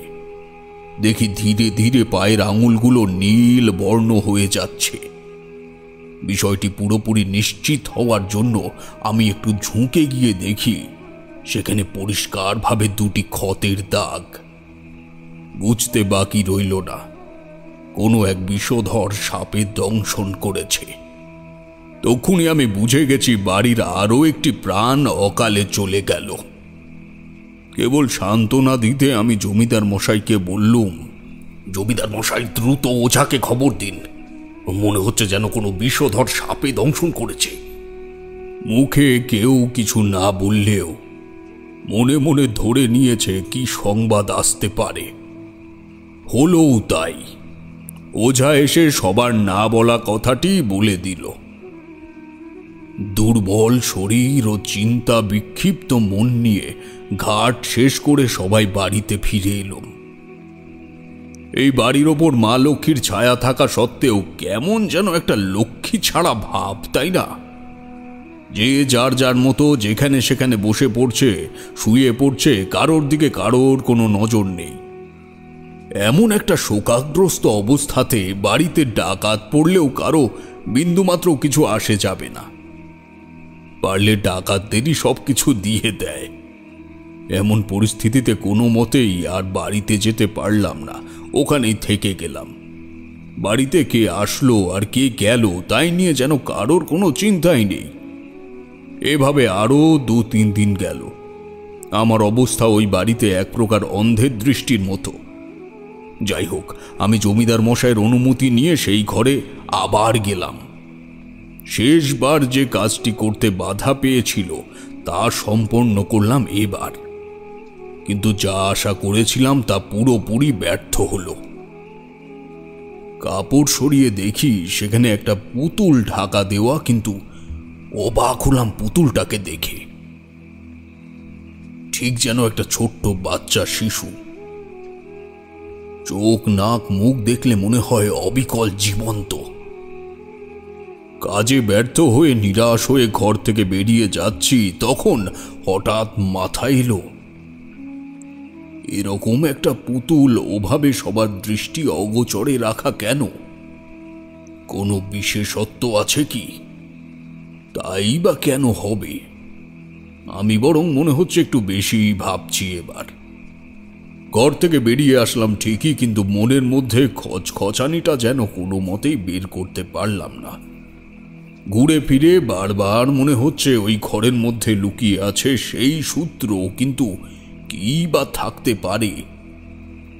এমন কোনো জায়গা নেই যেখানে আমি খুঁজতে বাকি রেখেছি। তাও কেবল মনের সন্দেহ দূর করার জন্যে আমি ঘরটার তালা বন্ধ করে কিছু মন্ত্র পড়ে এবং রুদ্রাক্ষের মালা দিয়ে বেঁধে রাখলাম দরজাটা। সবাইকে বললাম এই ঘরে কেউ যেন আপাতত কোনো কাজে না আসে। আমার এবং আমার ঠাকুরদার দেওয়া সব গুরুত্বপূর্ণ পুঁথিগুলো আবার আওড়াতে শুরু করলাম। শুধুমাত্র একটা সূত্র পেলেই আমি সমস্যার উৎস অবধি পৌঁছতে পারবো, এটা আমার বিশ্বাস। কিন্তু সমস্ত পুঁথিগুলো তন্ন তন্ন করে খোঁজার পরেও কোথাও এমন কোনো সূত্র পেলাম না যেখানে এমন কোনো সমস্যার কথা উল্লেখ করা আছে। ঘেন্না লজ্জায় আমি নিজেকে তিরস্কার করলাম। কোনো তন্ত্রমন্ত্র জগৎ সম্পর্কে পুরো আমি জানিনি। জানলে হয়তো এই মানুষগুলোকে সাহায্য করতে এসেও এইভাবে মুখ নিচু করে যাওয়ার কথা ভাবতে হতো না। তাই সিদ্ধান্ত নিলুম যতটুকু বিদ্যে জানি তার সবটুকু প্রয়োগ করব। কিছু না কিছু ফল তো মিলবেই। যেমন কথা তেমন কাজ। বাড়ির ওই বাচ্চা ছেলে মেয়ে দুটোর গাত্র বন্ধন করে দিলাম প্রথমেই। যত রকমের শাস্ত্র এই অবধি পড়েছি তাতে গৃহের এমন অশুভ ছায়ার প্রভাব পড়লে কি কি করতে হয় তার সমস্ত কিছুই করলাম। কিছু বিশেষ কাজের জন্য সেদিন রাতের বেলা বাড়ি থেকে যখন বেরোলাম, দেখি দূরে একজন লোক ওই জমিদার বাড়ির দিকে তাকিয়ে একটা পৈশাচিক হাসি দিচ্ছে। দেখে মনে হলো সাধু বা তান্ত্রিক গোছের কেউ হবে। মনে মনে ভাবলুম এই ধরনের লোকগুলোর তো সেই শক্তি থাকে যাতে তারা অনেক লৌকিক বা অলৌকিক কিছু বুঝতে পারে। উনি হয়তো বাড়ির এমন অবস্থা দেখে হাসছেন, কিন্তু হাসিটা কেমন যেন একটা বিক্ষিপ্ত লাগলো। কিছুটা তৃপ্তি আবার অনেকটাই ঘৃণা মিশে আছে সেই হাসিতে। আমি বিষয়টি নিয়ে অতটা মাথা ঘামালাম না, কারণ অনেক বেশি চিন্তার এবং গুরুত্বপূর্ণ দায়িত্ব তখন আমার ঘাড়ে রয়েছে। পুজো পাঠ থেকে শুরু করে সস্তায়ন, বাস্তু পুজো এবং গৃহদেবতার সন্তুষ্টির জন্য কোনো কিছুই বাদ রাখিনি। আর এই সব কাজ করতে করতে প্রায় বেশ কিছুদিন কেটে গেল। ঠাকুরের অশেষ কৃপায় কোনো অমঙ্গল বা অশুভ কোনো কিছুর প্রভাব তার মধ্যে ঘটেনি। সবাই একটু স্বস্তি পেল। আমার মনের মধ্যেও একটু শান্তি লাগলো যে এই বাড়ির ওপরে আসা যে জমের প্রভাব থেকে আমি তাদের হয়তো কিছুটা হলেও মুক্ত করতে পেরেছি। এতদিন পর তারা যে একটু স্বস্তি পেয়েছে এটা ভেবেই খুব ভালো লাগছে। কিন্তু আমার এতদিনের সমস্ত পরিশ্রম যেন সবই ভস্মে ঘি ঢালার সমান হয়ে গেল। এতদিন ধরে চলা পুজো পাঠের মধ্যে কোনো অশুভ কিছু ঘটেনি ঠিকই, ভেবেছিলাম আমি হয়তো সফলও হতে পেরেছি, কিন্তু তার সব আশা নিরাশায় পরিণত হলো। পরদিন সবার কাছের থেকে বিদায় নিয়ে চলে আসবো ভাবছি, তখন জমিদার মশাই এসে বললেন আরো কয়েকটা দিন সেখানে থেকে যেতে। আমি তাকে বললুম বেশি দিন হয়তো আর হবে না, তবে চেষ্টা করব আরো একটা কি দুটো দিন বড় জোর থেকে যাওয়ার। এই নিয়ে টুকটাক অল্প বিস্তর আলোচনা হচ্ছে, তার মধ্যেই ছোট কর্তা এসে বললে, ঠাকুরমশাই তাড়াতাড়ি আসুন, আমাদের মেয়েটার হঠাৎ করে নাক মুখ দিয়ে রক্ত বের হচ্ছে, বুঝে উঠতে পারছি না হঠাৎ কি হলো। এই কে আছিস, তাড়াতাড়ি বৈদ্য মশাইকে খবর দে। একেবারে হন্তদন্ত হয়ে ছুটলাম সেদিকে। গিয়ে দেখি মেজো কর্তার মেয়ে অচৈতন্য হয়ে আছে। তার কেবল মুখ দিয়ে অনর্গল রক্ত বেরিয়ে যাচ্ছে। কোনো মতেই কোনো চেষ্টাতেই তো বন্ধ করা সম্ভব হচ্ছে না। গিন্নিমা অথর্বের মতো মেয়ের শরীর আঁকড়ে ধরে বসে আছেন। এতক্ষণ যে সফলতার আশায় চেহারায় প্রস্ফুটিত হাসি ছিল তা যেন নিমেষেই মিলিয়ে গেল। প্রাথমিক চিকিৎসা যতদূর আমি জানি সব চেষ্টাই করলুম। তারই মধ্যে বৈদ্য মশাই চলে আসলেন। ঠাকুরের কৃপায় রক্ত পড়া বন্ধ হলো ঠিকই, অজানা মৃত্যু ভয় যেন সবার মধ্যে আবার দৃঢ়ভাবে চেপে বসল। বাড়ির প্রত্যেকটা মানুষ আমার দিকে কেমন যেন করুণভাবে তাকিয়ে রয়েছে। তাদের সপ্রশ্ন দৃষ্টি আমায় প্রশ্নবাণে বিদ্ধ করতে থাকল। তারা যেন বলছে, তারানাথ তুই হেরে গেলি, তুই হেরে গেলি তারানাথ, তুই পারলি না এই ছোট্ট মেয়েটাকে বাঁচাতে। পুজো যজ্ঞ সস্তায়ন সমস্ত কিছু করার পরেও শেষ পর্যন্ত কোনো কিছুতেই কোনো কাজ হলো না। আমি বলতে গেলে পুরোপুরি হার স্বীকার করে বেরিয়ে আসার সিদ্ধান্ত নিয়েই নিয়েছি। তখন এমন সময় হঠাৎ করে বাড়ির ছোট কর্তা এসে আমার সম্মুখে হাউমাউ করে কান্নায় ভেঙে পড়লেন। তাকে ধরে পাশে বসিয়ে জিজ্ঞেস করলাম কি হয়েছে। বেশ কিছুক্ষণ চুপচাপ থাকার পর নীরবতা ভেঙে সে বলল, আজ আমার জন্যই বোধহয় এই বাড়ির এই অবস্থা। আমার ভুলের কারণেই আজ আমরা সব হারিয়েছি। হঠাৎ এমন মনে হওয়ার কারণ? জানি না ঠাকুরমশাই, জানি না। আমার মনে হয় যা করার উনিই করছেন। উনিটাকে? না মানে দুঃখে শোকে আমি পাগল হয়ে গেছি। ওনার জন্য কিভাবে হয়? না না, ওনার জন্য নয়, বরং ওনার জন্যই তো এই বিষয় আশয় সহায় সম্মতি আমরা সব পেয়েছি। আপনার কথা ঠিক আমি বুঝতে পারছি না। আপনি নিঃসংকোচে বলুন তো কি হয়েছে। আজ থেকে অনেক দিন আগের কথা ঠাকুরমশাই। আমাদের তখন জমিদারি নামটুকু বাদে আর বিশেষ কিছু ছিল না। ছোটবেলা থেকে এতই মাৎসর্যের সঙ্গে বড় হয়েছি যে এই বয়সে এসে যে সেগুলো নেই তো কোনোভাবেই মেনে নিতে পারিনি। তাই বলতে পারেন অন্য হয়ে ঘুরেছি। বাদ দিইনি জীবনে এমন কোনো কাজ করতে বা এমন কারোর কাছে যেতে যে বলতে পারে কিভাবে আমরা আগের পর্যায়ে আবার ফিরে আসতে পারি। কিন্তু না, যখন সমস্ত বুদ্ধি সমস্ত উপায় অবলম্বন করার পরেও কিছু মিলল না, তখন বিশ্বাস হয় তন্ত্র মন্ত্রের প্রতি। শুনেছিলাম এগুলোর মাধ্যমেও অনেক কিছু করা যায়। এই রকম ভাবতে ভাবতে একদিন স্থির করলাম শ্মশানে যাব। ভাগ্যে থাকলে সেখানে কোনো তান্ত্রিক বা সাধুর দর্শনও পেতে পারি। আর হলো তাই। ভয় যে লাগছিল না তা নয়। তারপর এক প্রকার মনের জোর নিয়ে তার দিকে এগিয়ে গেলাম। তাকে প্রণাম জানাতেই আমায় অবাক করেই তিনি চোখ বন্ধ অবস্থায় বললেন, তোর মনস্কামনা পূর্ণ হবে। আমি অবাক হয়ে তার সামনে বসে পড়লাম। বললাম, আপনি জানেন আমি কোন সমস্যা নিয়ে এসেছি? আপনি আপনি জানেন? তোর সব সমস্যার সমাধান আছে আমার কাছে, তবে তা অতি গোপনীয়। যদি মানতে পারিস তবেই বলবো, নচেত নয়। আপনি যেমন বলবেন আমি সেভাবেই পালন করব। গুণাকারেও কিছু স্বীকার করব না। অপেক্ষা কর, অপেক্ষা কর, এখানে আমি আসছি। কোথায় গেলেন উনি? গেলেন তো গেলেন, আর এই মুখে আসার কোনো নামগন্ধ নেই। সবুরে মেয়া ফলে জানিস না? অতই যদি অবিশ্বাস আর তাড়াহুড়ো থাকে তাহলে এই মুহূর্তে এই জায়গা থেকে চলে যা, মূর্খ অর্বাচীন। ক্ষমা করুন, ক্ষমা করুন সাধু বাবা, আসলে অনেকক্ষণ ধরে অপেক্ষা। দূর হ আমার চোখের সামনে থেকে। আমায় ফিরিয়ে দেবেন না, দয়া করে ফিরিয়ে দেবেন না আমায়। আপনি শেষ ভরসা আমার। ক্ষমা করুন প্রভু, ক্ষমা করুন, দয়া করুন আমায়। ওঠ ওঠ ওঠ ওঠ বলছি। ওই জামরুল গাছের তলায় তোর সমাধান আছে। এক ছুটে সেখানে যাবি, জিনিসটা নিবি, তারপর যা যা বলছি সেই মতো কাজটা করবি।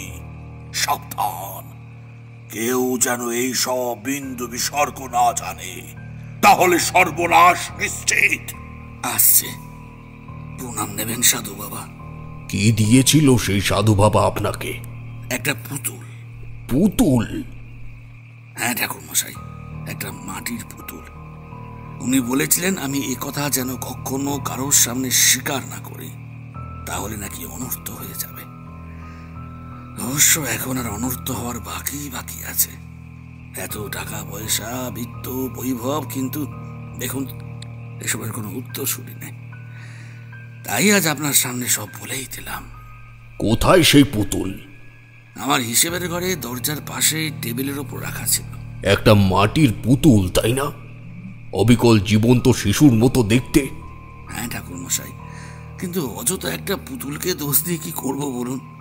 ওই পুতুল আনার পর থেকেই আমাদের বাড়িতে মা লক্ষ্মীর কৃপার আর অভাব হয়নি।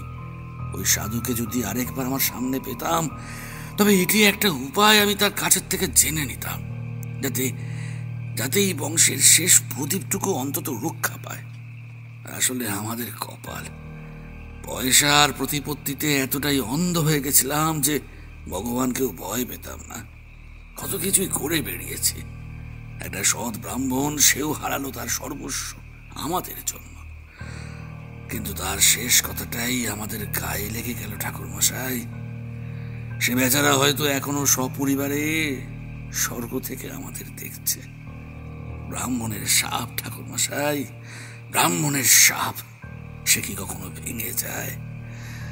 এই সব কিছুই হলো ওই শয়তান নায়েবের জন্য। ওর জন্যই আজ আমাদের পরিবার এই অভিশাপের ফল ভোগ করছে। সেই ব্রাহ্মণ যে মারা গেছে সেই ব্যাপারে আপনি নিশ্চিত? ঠাকুর মশাই, সে বেঁচে থাকলে এতদিনে একবার আমরা তার মুখোমুখি হতাম। কম জায়গায় তো আর যাতায়াত করিনি, কম লোকের সাথে তো আর দেখা হয় না আমাদের। সে যদি বেঁচেই থাকতো তাহলে তার সঙ্গে কি সত্যি দেখা হতো না? আমি আর কোনো কথা বাড়ালাম না। রাত তখন বেশ ভালোই করিয়েছে। বৈঠকখানা থেকে উঠে আমি বাইরে বেরিয়ে এসেছি। কোনো মতেই যেন আর তাদের সামনে দাঁড়াতে পারছি না। আনমনে নিরাশ হয়ে হাঁটতে হাঁটতে কখন যে জমিদার বাড়ি থেকে অনেকটা দূরে চলে এসেছি তা লক্ষ্য করিনি। তোমরা তো জানো ভয় ডর আমার বরাবরই একটু কম, তাই কোন প্রান্তে আমি তখন এসে দাঁড়িয়েছি তৎক্ষণাৎ সেটা আমি ঠাউর করতে পারলুম না। দূর দূরান্ত অবধি যত দূর চোখ যায় কেবল ফাঁকা মাঠ, ছোট ছোট ঘর ছাড়া অন্য কিছুই আর চোখে পড়ে না। পূর্ণিমার চাঁদের আলোয় চারপাশটা আলো আধারিতে মিশে আছে। হঠাৎ কানে এলো চাপা কণ্ঠস্বর। ভালোভাবে বোঝার জন্যে আমি একটু এগিয়ে গেলাম। দেখলাম একটা প্রায় ভাঙাচোরা ঘরের মধ্যে একজন লোক কি যেন বীর বীর করে চলেছে।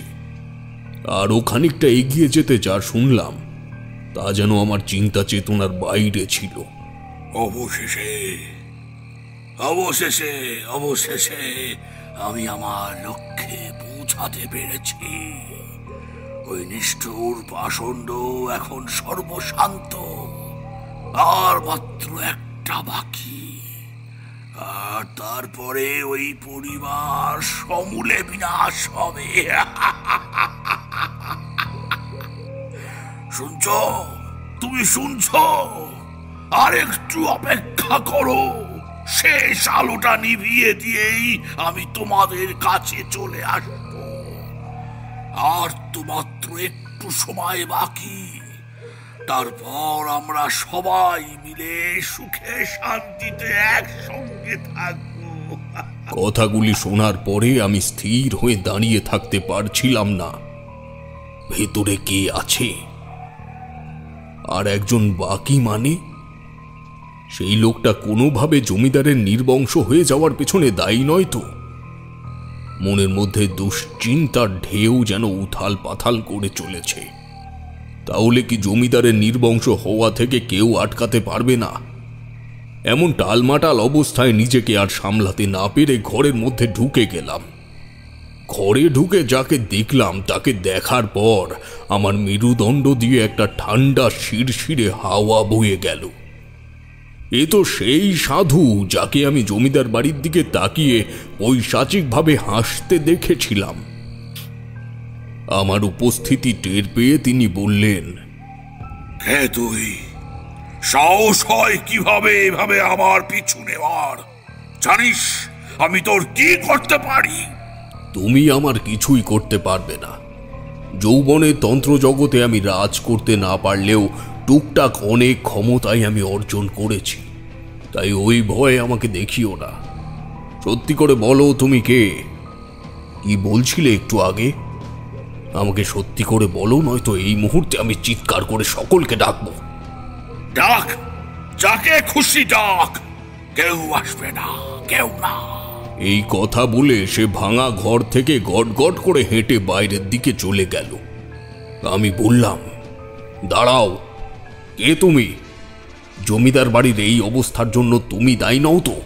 সে ধীরে ধীরে আমার দিকে ফিরে তাকালো, তারপর বলল, ষষ্ঠ ইন্দ্রিয়র তারিফ না করে পারছি না। মিথ্যে কথা বলা আমার ধর্ম নয়। হ্যাঁ হ্যাঁ, জমিদারদের এই অবস্থা আমি করেছি। বলে দিবি সবাইকে, বল। কিন্তু মনে রাখিস, স্বয়ং ভগবান এসেও ওদের বংশের প্রদীপকে রক্ষা করতে পারবে না। আর আমি ওদের বংশের প্রদীপ পুরোপুরি নিভে যাওয়ার অপেক্ষায় কেবল প্রহর গুনছি। মানে কি বলতে চাইছো তুমি? কিছু না, ফিরে যা তুই। কেন জানি না মনের মধ্যে একটা প্রশ্ন খালি আসা যাওয়া করতে লাগলো। সময় নষ্ট না করে মনের অভিব্যক্তিটা প্রকাশ করে দিলাম। কেন এভাবে জমিদারের বংশ শেষ করছো? কি করেছে তারা তোমার? আমার প্রশ্ন শুনে সে দাঁড়িয়ে গেল। চুপ করে থেকো না, বলো বলো, কেন এইভাবে শেষ করে দিচ্ছ ওদের? উত্তর দাও। সে কোনো উত্তর না দিয়ে নিঃশব্দে আমার দিকে তাকিয়ে থাকলো কিছুক্ষণ, তারপর বলল, তুই তো ওই পরিবারকে বিপদ থেকে রক্ষা করতে এসেছিস, পারবি তো আদৌ? আমি তার প্রশ্নের উত্তর দিলুম না, চুপ করে রইলাম। সে ধীরে ধীরে আমার দিকে এগিয়ে এসে একদম আমার মুখের সামনে মুখ নিয়ে একটা ভয়ঙ্কর বিশ্রী গলায় বলল, তোর ওই জমিদার আমার সবকিছু শেষ করে দিয়েছে। শুধু আমার নয়, এই গায়ের বহু অসহায় গরিব ওদের অত্যাচারে ঘর বাড়ি ছাড়তে বাধ্য হয়েছে। আমি সব কিছুর প্রতিশোধ নিতে এসেছি। ভুল বুঝেছ তুমি। জমিদার কিছু করেনি, ওই নায়েব কেবল নিজের ব্যক্তিগত ভোগ বিলাসিতার জন্য তোমাদের সাথে অন্যায় করে জমিদার মশাইয়ের নামে দোষ দিয়েছে। কেন বিশ্বাস করবো তোর কথা? আমি দেখেছি, তুই না, আমার চোখের সামনে কেবল ক্ষমতার জোরে সব নষ্ট করে দিয়েছে, তাই আমিও দিয়েছি। এমন বিষ প্রয়োগ করেছি ওই বাড়িতে যে কেউ পারবে না ওদের বাঁচাতে, কেউ না, কেউ না। কি বিষ ঢেলেছ তুমি? গাদ্রবঙ্গা। গাদ্রবঙ্গা? হ্যাঁ, গাদ্রবঙ্গা। এটা এমনই এক ভয়ঙ্কর অপদেবতা, এমনই বিষাক্ত বিষ, একবার যার ঘরে প্রবেশ করবে তাকে ধন সম্পদে ভরিয়ে দেবে, কিন্তু তার বদলে বাড়ির সমস্ত ছোট ছোট সন্তানগুলোকে মেরে ফেলবে, আর তাদের আত্মার শক্তি শুষে নিয়ে সে হবে আরো শক্তিশালী। আর যখন ওই ছোট ছোট শিশুগুলো সব মারা যাবে, তখন গিয়ে রোষ পড়বে বাড়ির বাকিদের উপর। এই অপদেবতার খাবার জোগাড় করতে না পারলে সে শুরু করবে ধ্বংসলীলা। পুরো পরিবার নয়, ওই পুরো বংশের শিকড় পুরো উপড়ে ফেলবে সে। আর এই ভয়ানক বিষই আমি ওদের বংশে ঠেলেছি। এতটা নৃশংস কেউ হতে পারে? তোমার কি মনে একটুও মায়া দয়া নেই? না, না, নেই, নেই, নেই, ওদের জন্য কোনো মায়া দয়া নেই। ওরা দেখিয়েছিল আমার প্রতি মায়া দয়া, নিতে নিতে তো সবই নিয়ে গেল আমার, কিন্তু তাও কোনো মায়া জন্মায়নি ওদের। শেষ করে দিল, আমার সব শেষ করে দিল। তাই আমিও দিয়েছি তন্ত্র মন্ত্রের দ্বারা ওদের মান, যশ, সম্পত্তি, সমৃদ্ধি সব শেষ করে দিলাম। আবার এমনই এক জিনিস পাঠালাম যাতে শেষবারের মতো হারানো সম্পদ সমৃদ্ধি পেয়েও আবার একেবারে হারিয়ে ফেলে। আর তো বেঁচে আছে মেজকর্তার শেষ উত্তরসূরি, ওদের বংশের শেষ প্রদীপ। ওটা নিভলেই আমার কাজ শেষ। আর তারপর আমারও মুক্তি। ভুল হচ্ছে তোমার। তোমাদের সাথে অন্যায় যে করেছে সেই নায়েব তার উপযুক্ত শাস্তি পেয়েছে, কিন্তু জমিদার মশাই দোষী নন। জমিদার মশাইয়ের এতে কোনো দোষ ছিল না, যা করার তা ওই নায়েবই করেছে। আজ নায়েবের ভুলে জমিদারের পরিবারটা শেষ হতে চলেছে। আমি তোমার কাছে হাত জোর করে অনুরোধ করছি, দয়া করে এই ধ্বংসলীলা বন্ধ করো। কোনো মতেই যেন তার প্রতিশোধের পাথর টলছেই না। অনেক হাতে পায়ে ধরার পর সে কিছুটা শান্ত হলো, বলল, কি চাই? শুধু একটা বার বলো, এই সর্বনাশের থেকে মুক্তির উপায় কি? আমি কথা দিচ্ছি তোমার বাকি জীবনের সুখ শান্তির দায়িত্ব আমার।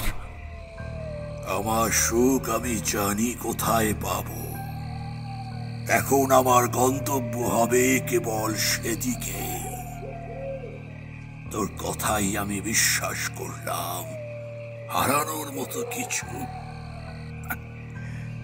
থাক সেসব কথা। গাদ্রবঙ্গাকে চিনিস? জানিস সে বিষয়ে? না, এমন তো কিছু জানি না। ওই বাড়িতে একটা বিশেষ পুতুল আছে, দেখতে পুতুল নয়, জীবন্ত একটা ছোট শিশুর মতো। তোর তো চোখে পড়ার কথা। মাথার মধ্যে তৎক্ষণাৎ বিদ্যুতের মতো খেলে গেল ছোট কর্তার কাজের ঘরে দেখা টেবিলের ওপর রাখা জীবন্ত পুতুলটির কথা। মুখে যেন কথা বন্ধ হয়ে গেছে আমার। তার কাছ থেকে ঘুরেও আমি একটা বারের জন্য চিনতে পারলাম না তাকে। আমার দুশ্চিন্তায় ছেদ ঘটিয়ে সে বললে, তোর চোখ মুখের ভাব দেখে মনে হচ্ছে তুই ইতিমধ্যে জিনিসটার সাথে পরিচিত হয়েছিস। হ্যাঁ, ওই সেই অপদেবতা গাত্রবঙ্গা। কিভাবে রক্ষা করব আমি ওদেরকে এই অপদেবতার হাত থেকে? ওর হাতের থেকে মুক্তি পাওয়া খুব একটা কঠিন কিছু নয়। ওকে বাড়িতে আনলে যেমন অনর্থের সৃষ্টি হয়, ঠিক তেমনি বাড়ির চৌহদ্দির থেকে জিনিসটিকে উচ্ছেদ করে দিলে এই অনর্থের অবসান ঘটে। তবে সাধারণভাবে ওকে বের করলে ওর কালো ছায়া পিছু ছাড়ে না। গঙ্গার পাড়ে শ্মশান কালী মন্দির থেকে মায়ের পায়ের ঠেকানো ফুল আর সিঁদুর আনতে হবে। তারপর সিঁদুর দিয়ে ওই গাত্রবঙ্গার কপালে ত্রিলোক কেটে এবং ফুল ওর কপালে ঠেকিয়ে লাল কাপড় দিয়ে তাকে বেঁধে ওই মন্দিরের সামনে গিয়ে মাকে স্মরণ করে পেছন দিক দিয়ে বা হাতে সেই পুতুলটিকে নদীর জলে ছুঁড়ে ফেলতে হবে। তারপর আর পিছনে না তাকিয়ে এক টানে বাড়ি চলে আসতে হবে। তাহলেই মিলবে এই অপদেবতার থেকে মুক্তি। তোকে উপায় বলে দিলাম, দেখ এবার যা করার, যা এখান থেকে যা। যদি ভুল না করে থাকি, আপনি কি? হ্যাঁ, আমি সেই বিজন যাকে। এমন সময় সম্মুখের ব্যক্তির ওপরে সশব্দে চোখ ঝলসানো একটা বাজ পড়ল। ক্ষণিকের মধ্যেই তার উদ্দীপ্ত চলমান দেহটি অথর্বের মতন মাটিতে লুটিয়ে পড়ল। বুঝলাম বিজনেরও শেষ ইচ্ছে পূর্ণ হয়েছে। সে আর ইহ জগতে নেই। সে চলে গেছে তার পরিবারের কাছে। আমি আর কোনো কথা না বাড়িয়ে রুদ্ধশ্বাসে গ্রামের গা ছুঁয়ে বয়ে যাওয়া নদী তীরে শ্মশানকালী মন্দিরে পৌঁছালাম। তারপর সাধুর কথা মতো পরিত্রাণের সমস্ত উপকরণ সংগ্রহ করে জমিদার বাড়িতে গিয়ে ছোট কর্তাকে সমস্তটা জানালাম। এরপর বলাই বাহুল্য, বেঁচে থাকার সুপ্ত আকাঙ্ক্ষা এবং জমিদার বাড়িকে সাপমুক্ত করবার একমাত্র প্রচেষ্টার কর্মক্রিয়াকে সকলেই মানসিক ও শারীরিকভাবে সমর্থন করলেন। ছোট কর্তাকে বললাম না যে সে নিজেই বিজনের থেকে মৃত্যুর দূত নিয়ে এসেছিল বাড়িতে। এমনকি এটাও গোপন রাখলাম যে বিজনের জন্যই এ বাড়ির মানুষ পরিত্রাণ পেল। তবে অবাক করা বিষয় কি জানো? যেদিন চারির বাড়ির থেকে ফিরে আসবার জন্য নিকটস্থ স্টেশনে বসে আছি, সেদিন ট্রেনে উঠবার পর ফেলে আসা প্রত্যন্ত স্টেশনটির দিকে তাকাতেই দাঁড়িয়ে থাকতে দেখেছিলাম এক নোংরা কম্বল গায়ে দেওয়া মানুষকে। মানুষটিকে চিনতে আমার ভুল হয়নি। সে বিজন।